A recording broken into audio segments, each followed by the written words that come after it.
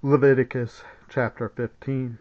The Lord said to Moses and Aaron, "Speak to the Israelites and say to them, when any man has an unusual bodily discharge, such a discharge is unclean. Whether it continues flowing from his body or is blocked, it will make him unclean. This is how his discharge will bring about uncleanness. Any bed the man with the discharge lies on will be unclean, and anything he sits on will be unclean. Anyone who touches his bed must wash their clothes and bathe with water, and they will be unclean till evening. Whoever sits on anything that the man with the discharge sat on must wash their clothes and bathe with water, and they will be unclean till evening. Whoever touches the man who has a discharge must wash their clothes and bathe with water, and they will be unclean till evening. If the man with the discharge spits on anyone who is clean, they must wash their clothes and bathe with water, and they will be unclean till evening.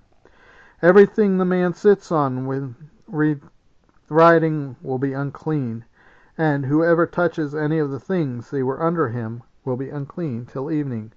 Whoever picks up those things must wash their clothes and bathe in water, and they will be unclean till evening.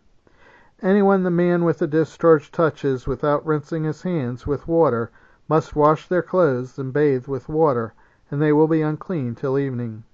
A clay pot that the man touches must be broken, and any wooden article is to be rinsed with water. When a man is cleansed from his discharge, he is to count off 7 days for his ceremonial cleansing. He must wash his clothes and bathe himself with fresh water, and he will be clean. On the 8th day he must take 2 doves or 2 young pigeons and come before the Lord to the entrance to the tent of meeting, and give them to the priest. The priest is to sacrifice them, the one for a sin offering and the other for a burnt offering. In this way he will make atonement before the Lord for the man because of his discharge. When a man has an emission of semen, he must bathe his whole body with water, and will be unclean till evening. Any clothing or leather that has semen on it must be washed with water, and will be unclean till evening. When a man has sexual relations with a woman, and there is an emission of semen, both of them must bathe with water, and they will be unclean till evening. When a woman has her regular flow of blood, the impurity of her monthly period will last 7 days, and anyone who touches her will be unclean till evening. Anything she lies on during her period will be unclean, and anything she sits on will be unclean. Anyone who touches her bed will be unclean. They must wash their clothes and bathe with water, and they will be unclean till evening. Anyone who touches anything she sits on will be unclean. They must wash their clothes and bathe with water, and they will be unclean till evening. Whether it is the bed or anything she was sitting on, when anyone touches it, they will be unclean till evening.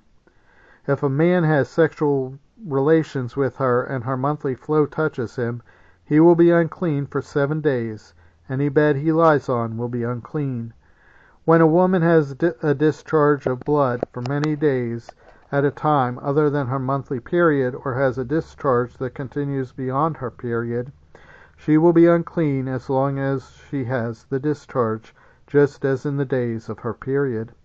Any bed she lies on while her discharge continues will be unclean, as is her bed during her monthly period, and anything she sits on will be unclean, as during her period. Anyone who touches them will be unclean. They must wash their clothes and bathe with water, and they will be unclean till evening. When she is cleansed from her discharge, she must count off 7 days, and after that she will be ceremonially clean. On the 8th day she must take 2 doves and 2 young pigeons and bring them to the priest at the entrance to the tent of meeting. The priest is to sacrifice one for a sin offering and the other for a burnt offering. In this way he will make atonement for her before the Lord for the uncleanness of her discharge. You must keep the Israelites separate from things that make them unclean, so they will not die in their uncleanness for defiling my dwelling place, which is among them.